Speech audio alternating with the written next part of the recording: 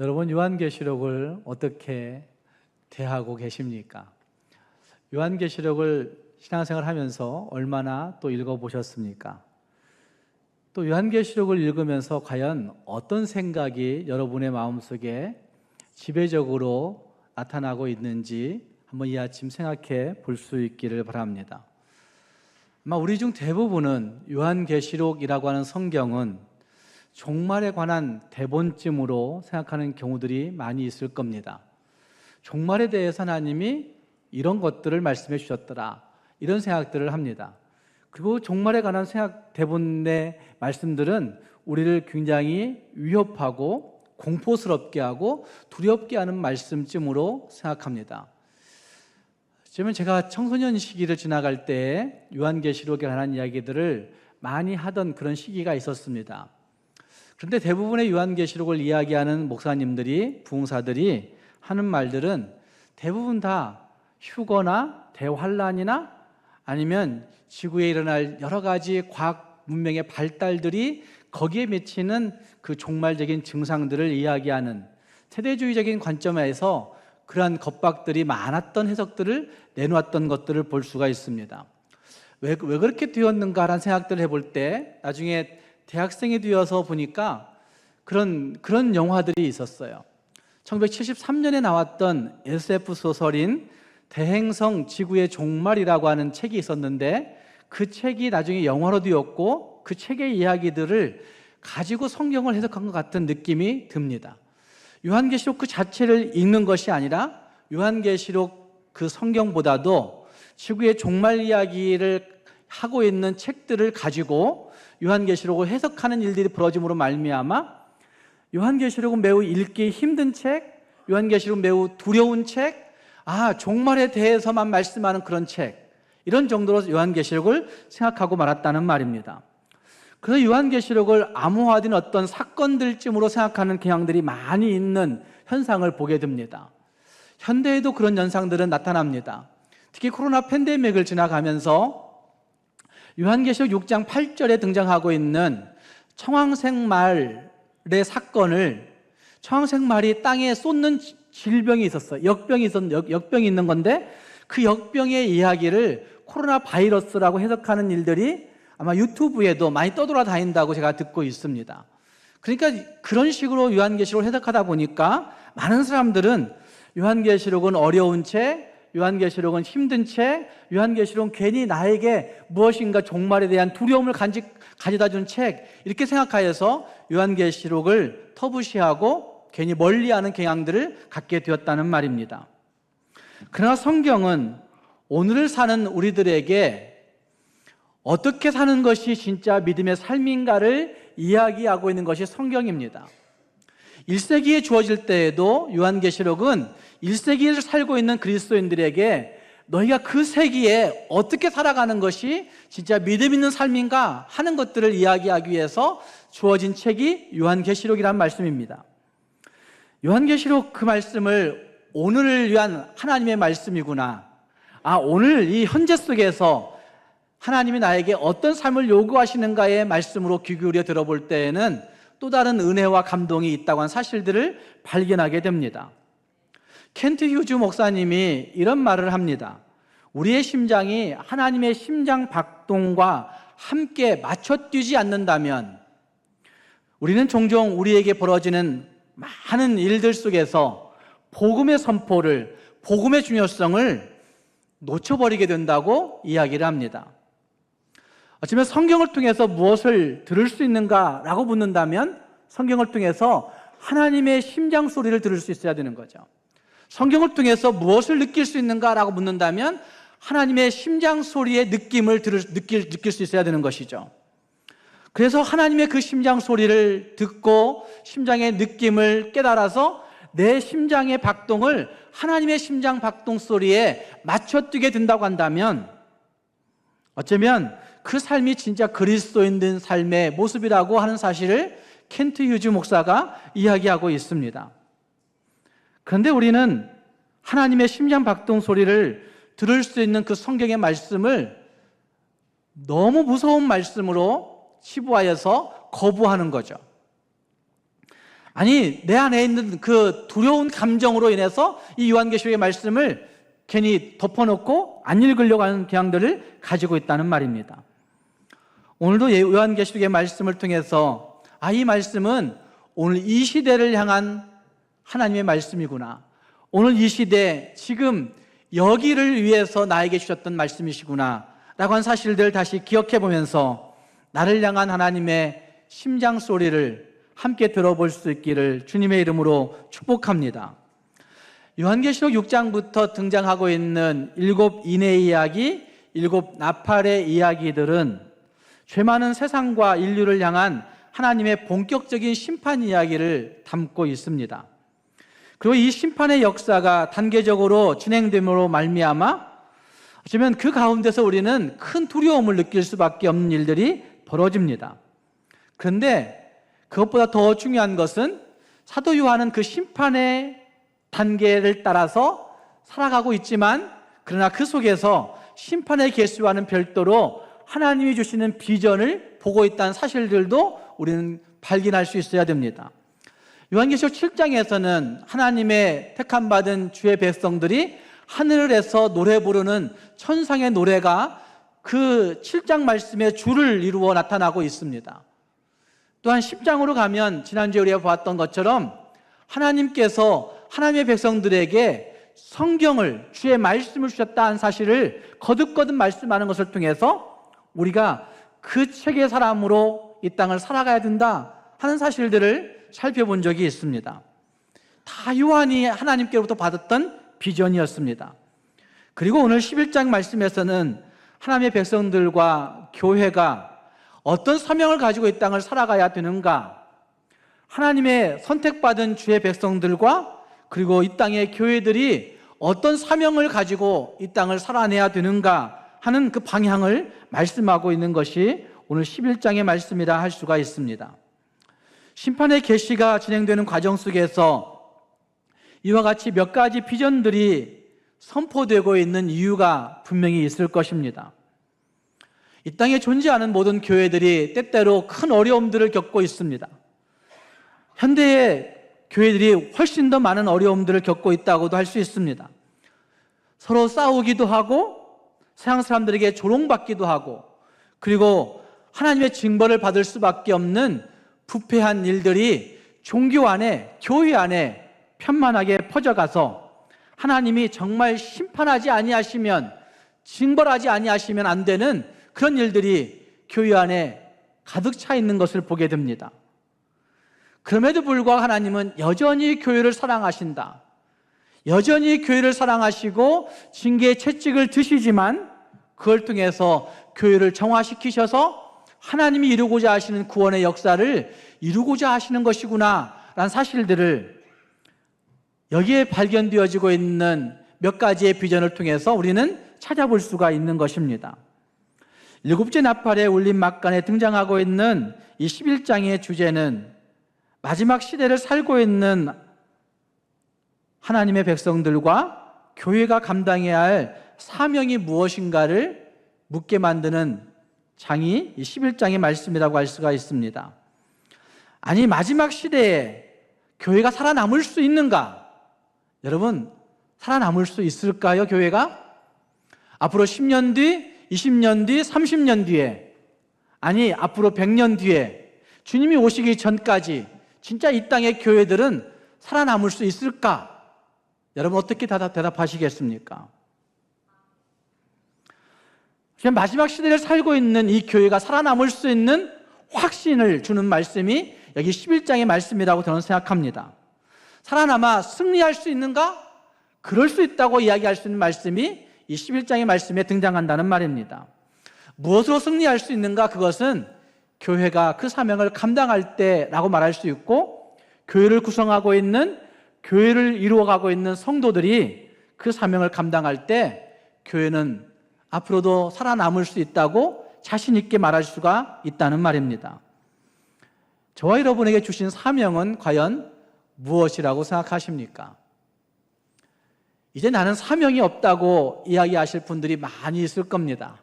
내가 나이 70이 되었고 100세가 되었고 이런 분들도 있죠.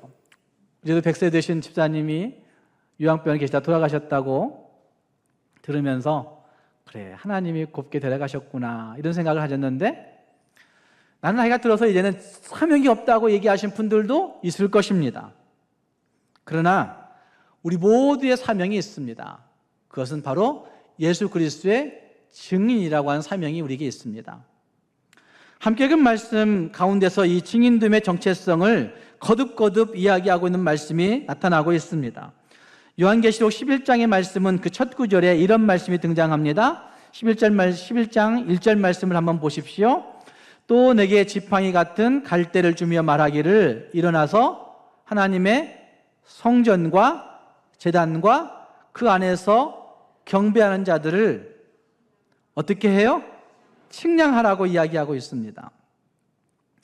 오래전에 이 요한계시록 11장의 말씀을 어떤 목사님으로 통해서 들었던 적이 있습니다. 대학 때 들었던 것 같은데 그때 이 말씀 너무 무섭게 들었습니다. 성전과 제단과 그 안에 경배한 자들을 누가 측량해요? 하나님이 측량하세요. 뭐 하려고 측량하신다고 했을까요? 뭐 하려고 측량하실까요? 심판하시려고. 옛날에 그렇게 번역했어요. 그렇게 해석했어요. 심판하시려고, 벌 주려고, 징계하기 위해서 심판했다고 그렇게 측량한다고 얘기했어요. 그러니까 이 말씀은 너무 두려운 말씀인 거예요. 성전 안에 있는, 예배하고 있는 여러분들을 하나님이 달아보시는 거예요. 측량하시는 거예요. 너무 두려운 말씀으로만 읽었던 말씀인 것을 볼 수 있습니다. 그런데 다시 생각해 보십시오. 이 말씀의 1차 독자들은 이 요한계시록의 말씀을 주후 95년경에 받았을 것으로 해석을 합니다. 그건 다 이견이 없습니다. 95년 정도에.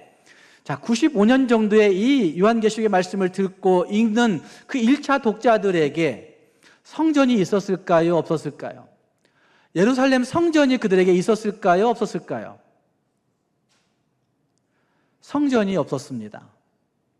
주후 70년에 예루살렘 성전은 무너지고 회파되었습니다.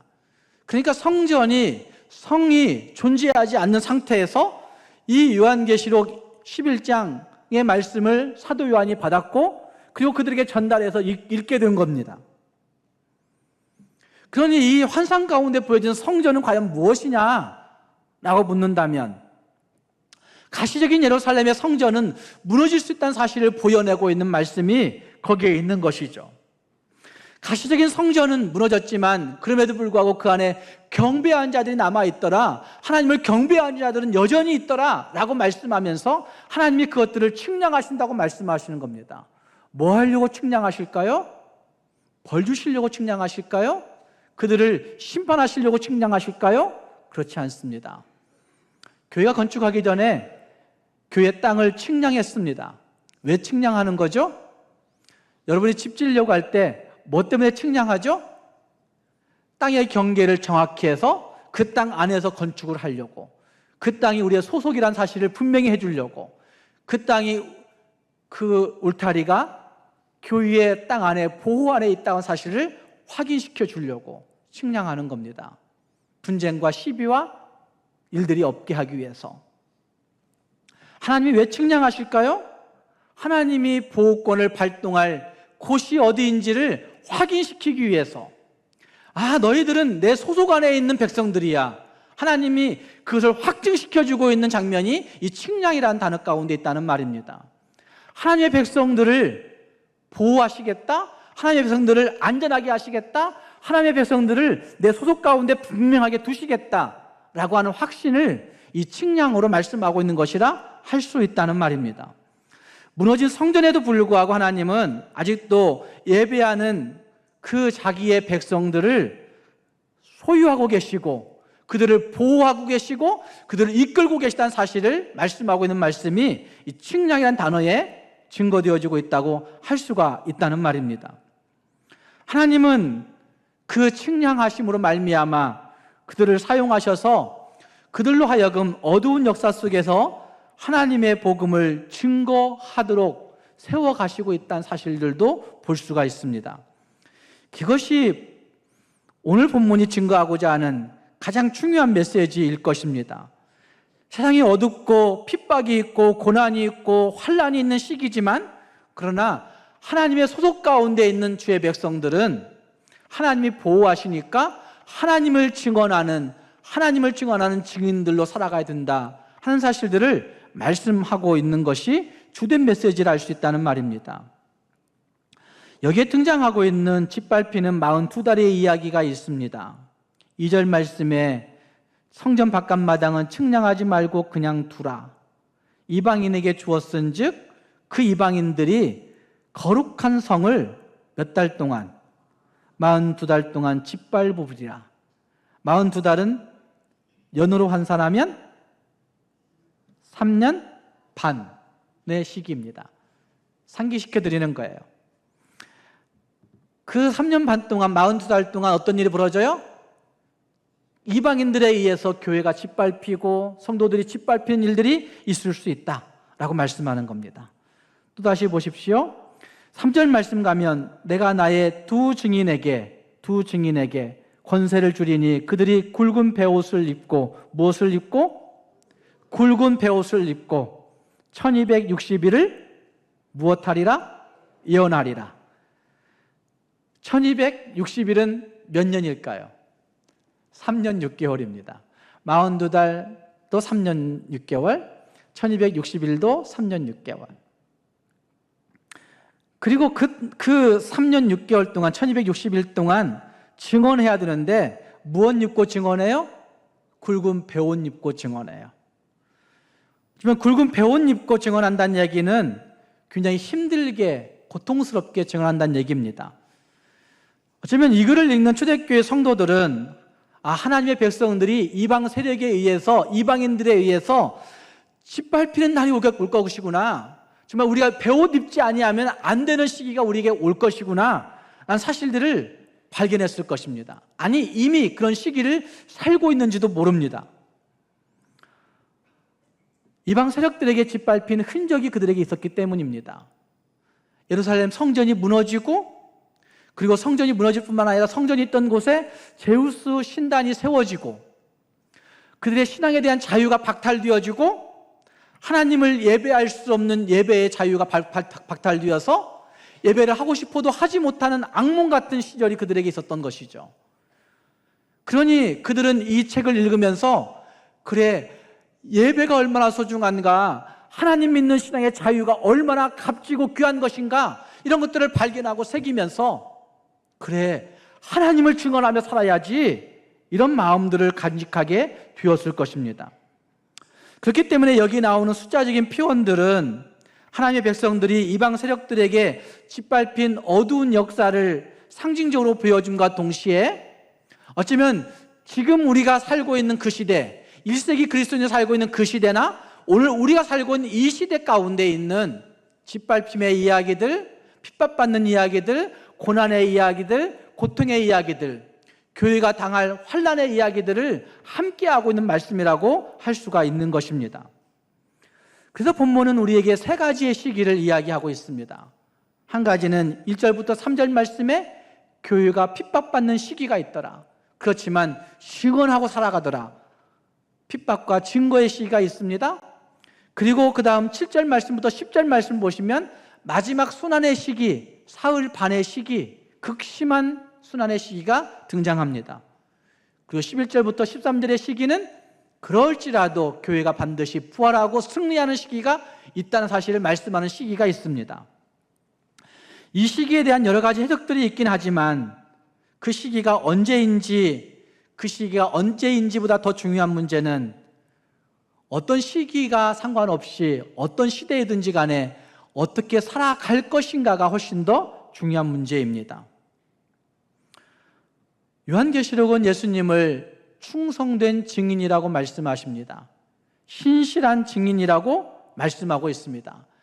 여러분, 요한계시록 1장 4절 말씀부터 6절 말씀을 한번 보시면, 요한계시록 4장 1장 4절 말씀부터 6절 말씀을 보시면 이런 말씀이 있습니다. 예수님이 그 이야기를 하고 있는 거예요. 5절 말씀에 또 충성된 증인으로 죽은 자들 가운데서 먼저 나시고 땅의 임금들의 머리가 되신 예수 그리스도로 말미암아 충성된 증인이라고 예수 그리스도를 이야기하고 있습니다.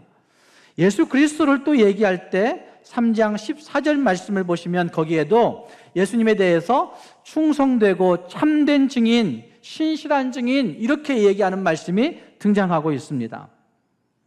예수님을 증인이라고 말씀하고 있는 요한계시록이 오늘 읽었던 말씀에서는 그 예수님께서 우리를 나의 증인으로 인정해 주시는 말씀이 등장하고 있는 겁니다.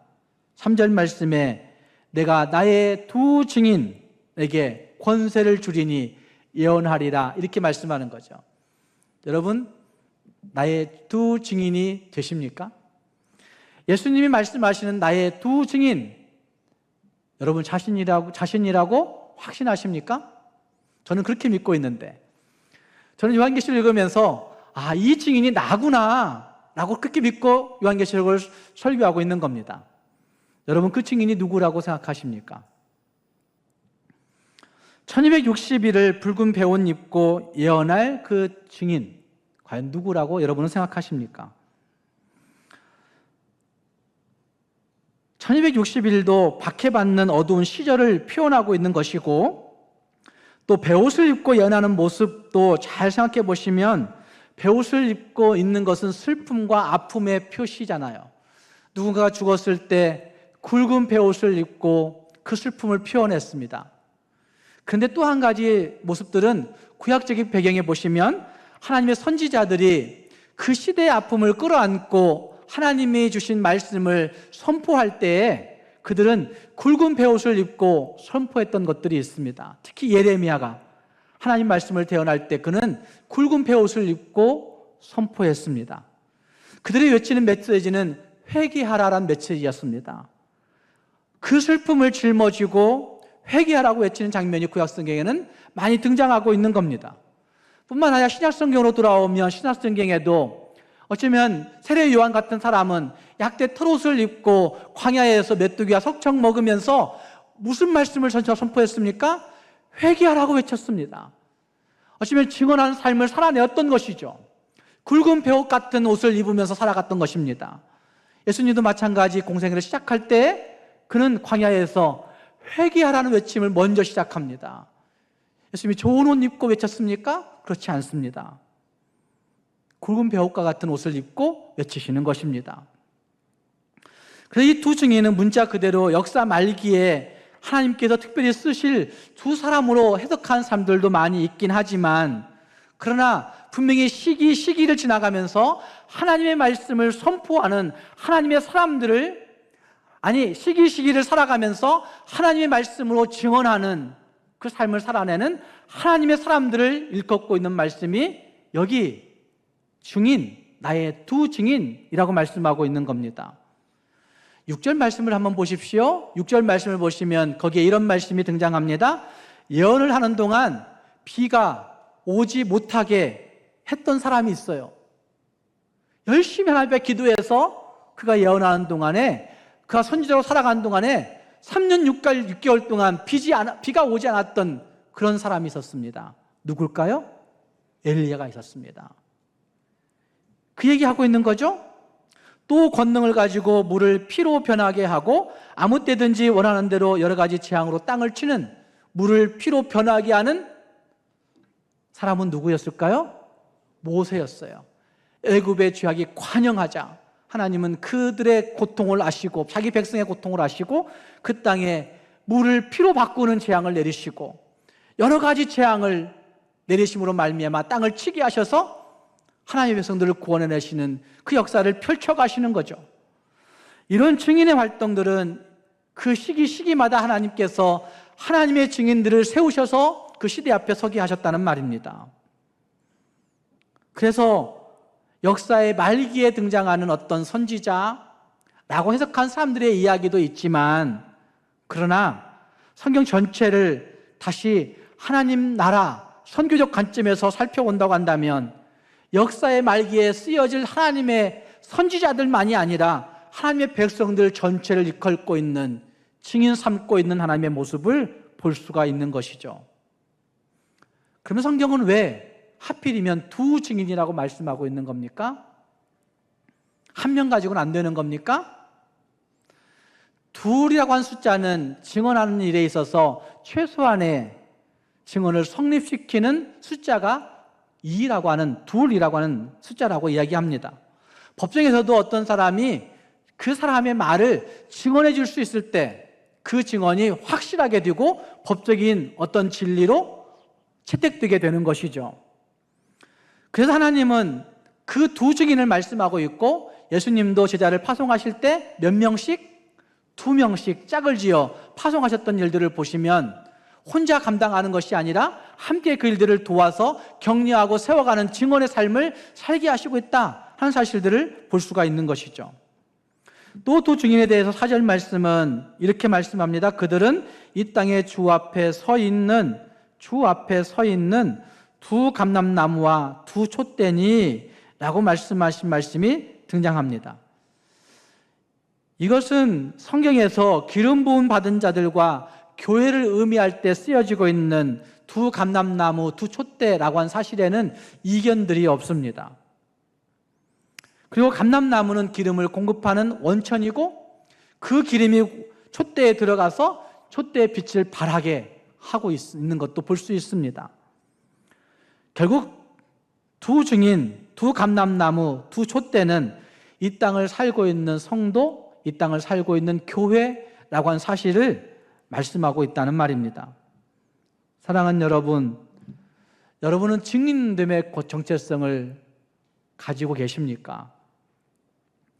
왕같은 제사장이라고 하는 칭호들은 들어봤을 것입니다. 그런데 요한계시록은 우리에게 우리가 증인됨의 정체성을 가지고 있다고 말씀하고 있습니다. 교회 공동체의 목적도 여기에 있다고 말씀하고 있는 겁니다. 교회가 왜 이 땅에 존재해야 되는가? 예수 그리스도의 증인으로, 증인됨의 공동체라고 한 사실을 분명하게 말씀하고 있다는 말입니다. 우리 모두가 이 정체성을 확신하면서 예수 그리스도의 증인으로 이 땅을 살아갈 수 있는 우리 모두가 될 수 있기를 주님의 이름으로 축복합니다. 또 증인은 예언자적인 삶을 살라고 부름받았다는 사실을 본문은 우리에게 말씀하고 있습니다. 권세를 주셔서 무엇해야 될 것인가? 3절 말씀은 1260일을 예언하리라 이렇게 말씀합니다. 증언하리라, 선포하리라. 예언이란 말은 난 점칠 수 없는 데가 아니라 하나님의 말씀을 선포하리라 이렇게 말씀하고 있는 거죠.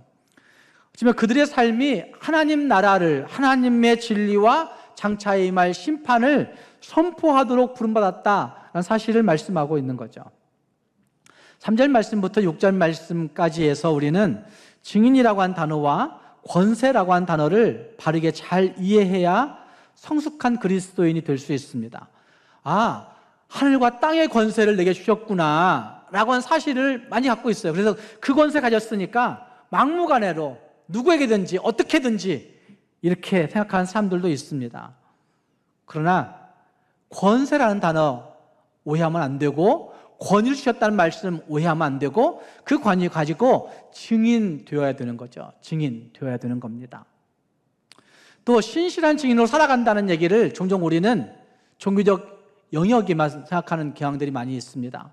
그래서 단순히 종교적 형식주의에 길들여져 교회 울타리 안에서 그 형식에 매이고 그 의식에 매이고 그런 형식 가지고 있으면 나도 꽤 괜찮은 증인처럼 살아가는 그런 모습이라고 생각하는 경향들을 가지고 있다는 말입니다. 그러나 증인의 삶을 살아간다는 것은 증언하여야 라고 말씀하는 그 말씀은 단순히 교회 울타리 안에서 갖는 종교적 형식주의에 매이는 그런 모습만을 말씀하고 있는 것이 아니라 예수님과의 관계 속에 들어가는 그 관계를 일차적으로 말씀하고 있는 것이죠. 예수님과의 관계 가운데 깊이 들어갔음을 확신하게 될 때, 예수님과의 관계 가운데 그분과 교류하고 그분과 또다시 교류하고 그 교류가 많아지고 깊어지고 풍성해지고 넓어지면서 우리는 예수님이 하신 모습을 본받게 되는 거죠. 예수님의 성품을 느끼게 되는 거죠. 예수님의 인격을 내 삶의 인격으로 받아들이게 되는 거죠. 예수님이 하신 말씀을 내가 듣고 그 말씀대로 모양을 따라 해보려고 하는 거죠. 예수님이 했던 행동들을 내 삶에서 그나마 좀 실천해 보려고 애를 쓰게 되는 거죠. 예수님과의 관계 속에서 교류가 깊어짐으로 말미암아 나타나고 있는 그 모습, 그것이 증언의 삶을 살아가는 모습이라고 할 수가 있다는 말입니다. 어떤 때 다양한 세상의 상황 가운데서 어떤 때는 직접적으로 복음을 증거하는 일일 수도 있는 것이고, 어떤 때는 다양한 내 삶의 환경 속에서 예수님처럼 보여내는 태도와 예수님처럼 보여내는 행동과 예수님처럼 보여내는 생각과 예수님처럼 갖게 되는 성품과 인격의 모습들, 그 모습들 그 자체가 증인이라고 할 수가 있다는 말입니다. 그동안 보수 복음주의 계통의 모든 교회들마다 증인이라고 한 단어를 오해했습니다. 그래서 증인이라는 말을 가지고 증언만을 강조해 왔던 것이죠. 그 대부분의 교인들이 예수님을 구주라고 믿고 있긴 하지만 나는 이것을 증언하지 못해, 난 성격적으로 전도하지 못해, 그리고 나는 민감하게 그것들을 나타내고 살지 못해 라고 생각합니다. 그리고 전도를 좀 잘하는 사람들은 나는 전도를 잘하고 있으니까 이런 생각들을 가지고 우쭐대고 살아갑니다. 그리고 그러다가 어떤 경우에는 죄책감을 느끼게 됩니다. 나는 전도도 하지 못하는데 내가 과연 예수라고 말할 수 있을까? 이렇게 죄책감을 느끼게 되는 겁니다. 그러나 예수님의 증인이 된다는 것은 단순히 복음 증거, 전도보다도 훨씬 더 총체적이고 포괄적이고 훨씬 더 심오한 의미를 담고 있다는 사실을 기억해야 됩니다. 켄트 휴즈 목사님은 그의 책에서 인도의 간디 자서전 이야기를 기록하고 있는 것을 보게 됩니다. 간디는 잉글랜드에서 유학한 석학이었습니다. 그런데 잉글랜드에서 영국에서 유학하고 있던 간디가 복음서를 접하게 되었고 복음서를 단숨에 읽게 되었습니다. 그 복음서를 읽으면서 그는 인도 자기 민족, 카스트 제도에 갇혀있는 자기 민족을 생각했습니다. 카스트 제도, 계급 차별주의, 신분 차별주의를 갖고 있는 그 인도 사회에 이 복음서가 해답이 될 수 있겠구나 라고 그는 확신하게 되었습니다. 그리고 그 인도 간디가 그 복음서를 읽으면서 개종했습니다. 예수 믿어야지, 예수 믿고 나 결단해야지, 그리고 우리 민족 돌아가서 나는 우리 민족의 이 제도를 바꾸는 사람이 되어야 되겠다, 이런 생각을 했습니다. 그리고 그는 어느 주일에 교회에 가기로 결심합니다. 교회에 가서 해야 되는 중요한 일이 있었습니다. 예배를 드리고 구원에 대한 깨달음, 이것을 목사님에게 꼭 물어봐야 되겠다. 목사님에게 내가 복음서 읽고 이런 개종을 했는데 진짜 내가 구원받은 건 맞느냐고 물어보고 싶다 라고 하는 것 한 가지. 두 번째, 기독교의 교리가 무엇인지에 대해서 좀 설명 듣고 싶다고 목사님과 얘기하고 싶어서 얘기하고 싶어서 교회를 가기로 결단합니다. 그리고 교회를 갔습니다. 그런데 그가 예배당에 들어섰을 때 영국의 교회는 안내 봉사자들이 그에게 자리를 내어주기를 거절했습니다. 그리고 곱게 정중하게 인도의 종족들이 예배하는 예배의 교회가 따로 있다고 그곳에 가서 예배하라고 그렇게 요청을 하는 것입니다. 그들의 태도는 고급진 태도였습니다. 그럼에도 불구하고 간디는 그 자리를 박차고 나오면서 교회를 다시 가지 않았고 다시는 교회로 돌아오지 않는 사람이 되어버렸습니다. 간디는 그의 자서전에서 그때의 생각을 이렇게 말했다고 켄트 휴즈는 이야기합니다.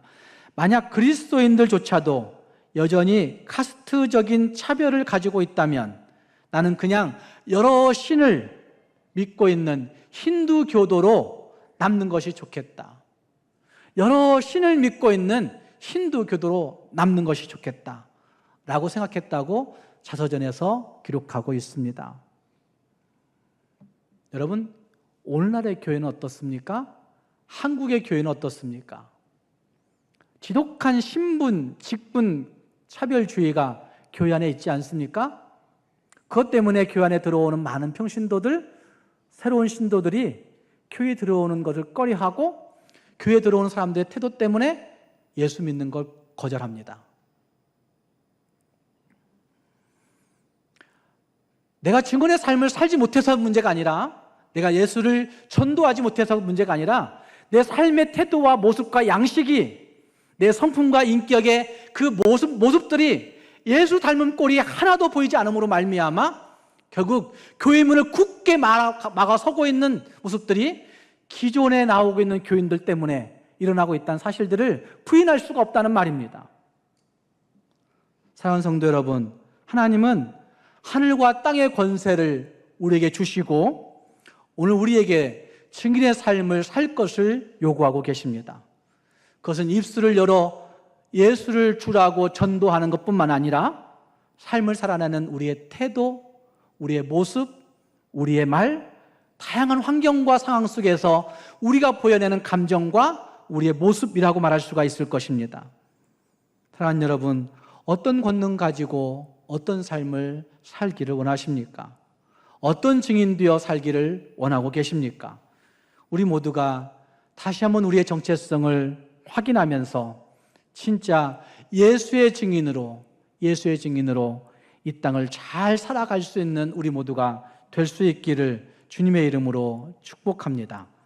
기도하겠습니다.